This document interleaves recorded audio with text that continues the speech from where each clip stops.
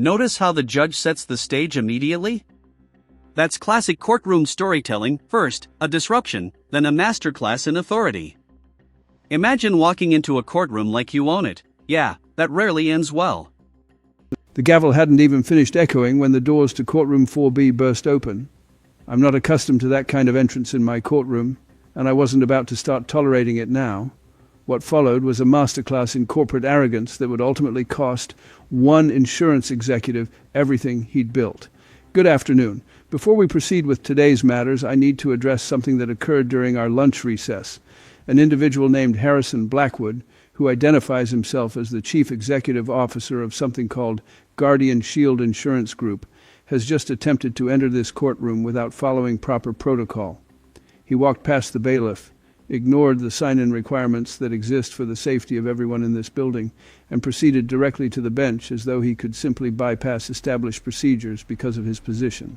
I've spent the better part of the afternoon reviewing documents related to a case that will occupy our attention today, and I can tell you without reservation that what I witnessed in the hallway represents precisely the type of behavior that has brought us to this moment. Mr. Blackwood evidently believes that the rules that apply to everyone else somehow don't apply to him. We're going to explore exactly how that belief system has created the situation before us. Let me set the stage for what this case is actually about, because I suspect many of you watching will find the surface narrative far less interesting than the reality beneath it. The matter before this court involves Eleanor Vance, a 54-year-old school teacher from the Federal Hill neighborhood here in Providence. Mrs. Vance has been employed by the Providence public school system for 27 years, teaching 4th grade at the George J. West Elementary School. She has dedicated her career to educating our community's children, and I want that established clearly at the outset of these proceedings. In March of 2021, Mrs. Vance was diagnosed with stage 2 breast cancer. The diagnosis came during what should have been an ordinary routine examination, and it fundamentally altered the trajectory of her life. Following her oncologist's recommendations, she began an aggressive treatment protocol that included chemotherapy, radiation therapy, and ultimately surgery. The treatment... Pause for a moment. This is where the legal stakes become crystal clear. Pre-authorization, policy language, and 23 years of premiums should have guaranteed coverage. In legal terms, Mrs. Vance had a reasonable expectation of coverage. Guardian Shield's repeated denials? That's textbook bad faith insurance practice. Was successful in addressing the cancer, but the medical expenses associated with her care have created a crisis that this court is now being asked to resolve. Mrs. Vance is a subscriber to a health insurance plan provided through her employment with the public school system. The plan is administered by Guardian Shield Insurance Group, the same organization whose CEO just demonstrated such remarkable disrespect for courtroom procedure. Under the terms of this plan, Mrs. Vance was entitled to coverage for her medical treatment, including the chemotherapy and radiation that saved her life. Or so she believed, or so anyone reading the plain language of her policy would have believed. What followed after Mrs. Vance's treatment was a nightmare that I suspect many Americans will recognize. Despite pre-authorization for her procedures, despite the policy's clear language covering cancer treatment, despite the fact that she had paid her premiums faithfully for 23 years, Guardian Shield Insurance Group denied her claims. They denied them not once, not twice, but 17 separate times over the course of 14 months. Each denial came with a different explanation. Each explanation contradicted the one before it, and every single explanation ultimately failed to withstand even basic scrutiny. 17 separate denials over 14 months. Think about that. How would you feel if the system that's supposed to protect you actively worked against you, over and over again? Drop a comment if you've ever felt bureaucracy gone rogue. It's exactly what we're witnessing here. When the initial claims were submitted in April 2021, Guardian Shield denied them, citing a policy exclusion for experimental treatments. Mrs. Vance's chemotherapy and radiation were not experimental. They were the standard of care for her diagnosis, recognized by every major medical authority in the country. When that explanation was challenged, Guardian Shield shifted to claiming they needed additional documentation. When the documentation was provided, they claimed the documentation was insufficient. When sufficient documentation was provided, they claimed the documentation was provided too late. This pattern continued for over a year. Mrs. Vance spent countless hours on the phone with customer service representatives who offered no assistance. She submitted formal appeals that were either ignored or summarily rejected. She contacted the Rhode Island Department of Business Regulation, the Office of the Insurance Commissioner, and her state representative, all to no avail. Each agency assured her they would look into the matter, and each agency apparently found themselves facing the same stonewalling that Mrs. Vance had encountered on her own. In the meantime, Mrs. Vance was receiving collection notices from her healthcare providers. The total medical expenses from her treatment approached $287,000. Without insurance coverage, this amount was simply beyond her means. She drained her retirement savings, she took out loans, she maxed out her credit cards, and throughout this process, she continued to show up every day for her students, teaching fourth graders through the exhaustion of debt-related stress and the lingering effects of treatment that had saved her life but left her financially devastated. I want to pause here to ensure we all understand what we're actually talking about. We're talking about a woman who spent nearly 3 decades teaching our children. We're talking about a woman who paid her insurance premiums faithfully for over 2 decades. We're talking about a woman who did everything right, who followed every procedure, who trusted that the system designed to protect her would actually do so. And we're talking about an insurance company that decided, for whatever reason, that paying for her legitimate medical claims was not something they wanted to do. In August of 2021, Mrs. Vance retained legal counsel. Her attorney, Christopher Delgado of the Greater Rhode Island Legal Assistance Center, recognized that this was not simply a billing dispute, but rather a systematic pattern of claim denial that suggested deeper problems within Guardian Shield's operations. Attorney Delgado filed a formal complaint with this court, seeking an order requiring Guardian Shield to honor its contractual obligations and to provide the coverage that Mrs. Vance was entitled to under her policy. The court scheduled a hearing for September 15, 2021, at which both parties would present their positions. I want to be absolutely clear about what happened at that hearing, because the events that followed are what brought us to today's proceedings. At the September hearing, Guardian Shield was represented by a corporate attorney named Diana Westbrook, a partner at the law firm of Blackwood and Associates. Yes, the same Blackwood. Diana Westbrook presented her client's position with the kind of polished indifference that I've come to expect from insurance defense attorneys. She argued that Mrs. Vance's claims had been properly denied under the policy's terms, that the company had followed all applicable procedures, and that the court should dismiss the complaint. When I asked Ms. Westbrook to explain specifically which policy provisions justified the denial of coverage for standard cancer treatment, she struggled to provide a coherent answer. When I asked her to explain why 17 different claims, each for standard procedures, had been denied with 17 different explanations, she claimed there had been some confusion in the company's processing department. Notice the defense attorney dance here: vague excuses, shifting explanations, and that classic line about confusion in the processing department. Pro tip: courts see through this instantly. Lawyers love to cloak negligence as procedure, but the law calls it exactly what it is: denial without merit. When I asked her whether Guardian Shield was asserting that chemotherapy and radiation for breast cancer constituted experimental treatments, she backpedaled rapidly and said that wasn't her understanding.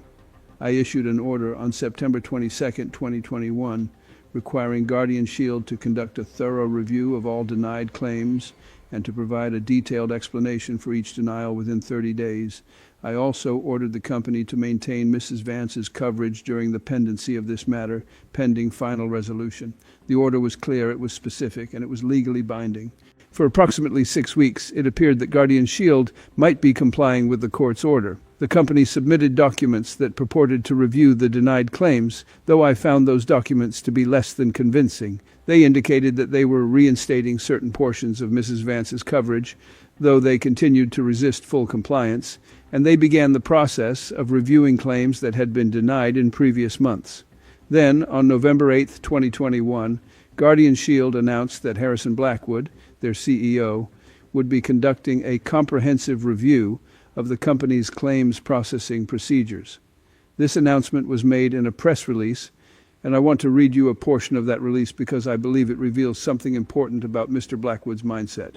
The press release stated, and I quote, "Guardian Shield Insurance Group remains committed to protecting our policyholders while maintaining the financial integrity of our organization. In light of recent legal challenges, CEO Harrison Blackwood will be personally overseeing a review of our claims processing procedures to ensure that we are meeting our obligations to shareholders while also fulfilling our contractual commitments to our members." There it is. Obligations to shareholders versus contractual commitments to members. The CEO of an insurance company had framed the question of whether to pay legitimate medical claims as a conflict between shareholder interests and policyholder rights. This framing was remarkable in its candor and disturbing in its implications. More concerning still, Mr. Blackwood's comprehensive review became a pretext for further delay. Between November 2021 and February 2022, Guardian Shield filed 4 separate motions requesting extensions of deadlines, citing the ongoing review. Each motion was granted, though increasingly reluctantly on the court's part. Each extension meant that Mrs. Vance continued to receive collection notices and continued to face the financial devastation that had been inflicted upon her. In February of 2022, I convened a status conference to address what I perceived as Guardian Shield's dilatory conduct. It was at this conference that I first encountered Harrison Blackwood in person. He had apparently decided to attend personally, and he made quite an entrance. He arrived 15 minutes late, accompanied by 2 attorneys and what appeared to be a public relations representative. He was dressed in an expensive suit, and he carried himself with the kind of confidence that typically accompanies significant wealth and power. When I asked him to explain the status of the company's compliance with my September order, Mr. Blackwood proceeded to deliver what I can only describe as a lecture on insurance company economics. He explained that Guardian Shield had obligations to its shareholders. He explained that excessive claims payments could affect the company's stock price.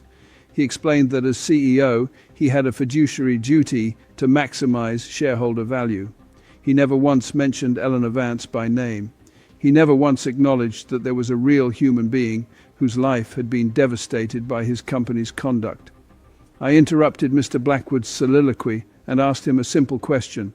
Mr. Blackwood, are you telling this court that Guardian Shield Insurance Group has decided not to comply with my September 22nd order because you believe doing so would negatively impact your stock price? Mr. Blackwood's response will stay with me for a long time. He said, and I quote, "Your Honor, I'm explaining that the situation is more complex than it might appear. We have stakeholders on multiple sides of this issue, and we need to balance competing interests." I informed Mr. Blackwood that there were no competing interests that justified non-compliance with a court order.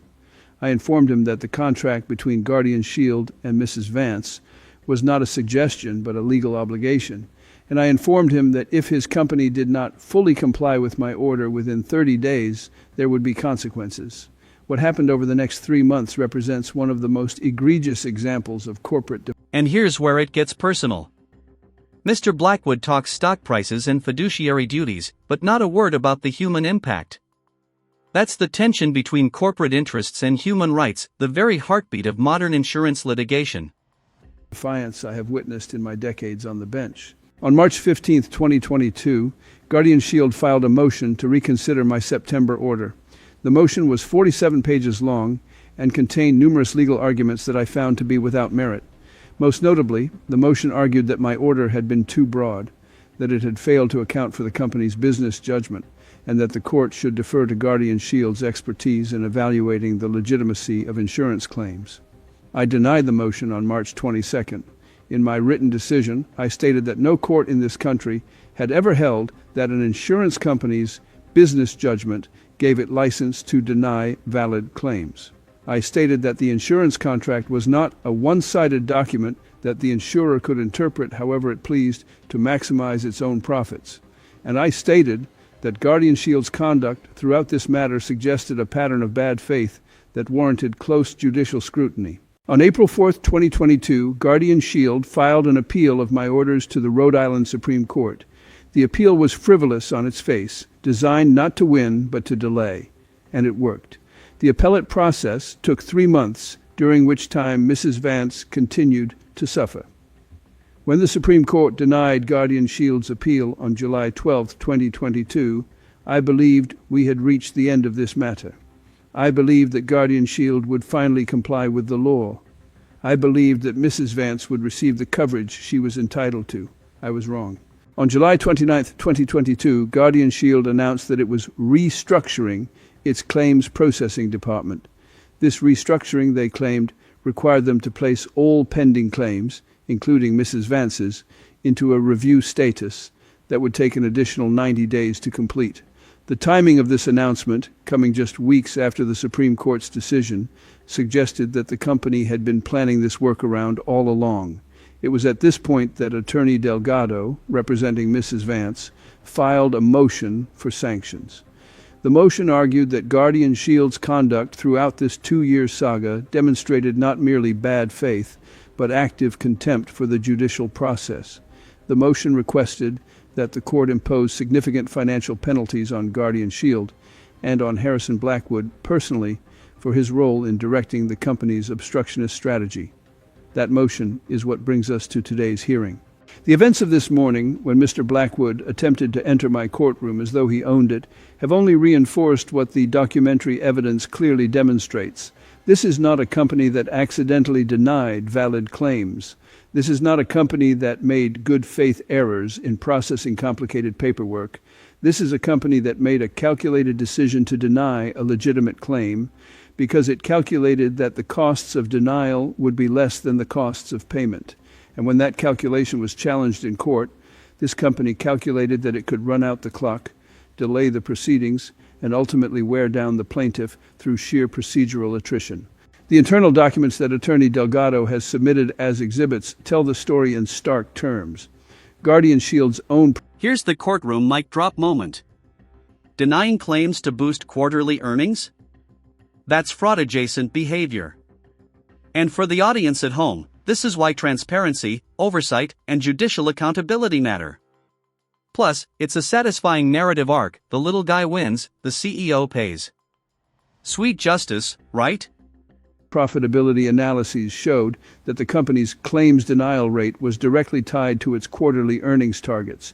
When earnings fell short, denial rates rose. When earnings exceeded targets, denial rates dropped. Eleanor Vance's claim was denied not because her treatment wasn't covered, but because Guardian Shield needed to improve its numbers in the second quarter of 2021. I want to address Mr. Blackwood directly because I suspect he is watching this proceeding and I want him to understand exactly what he's dealing with.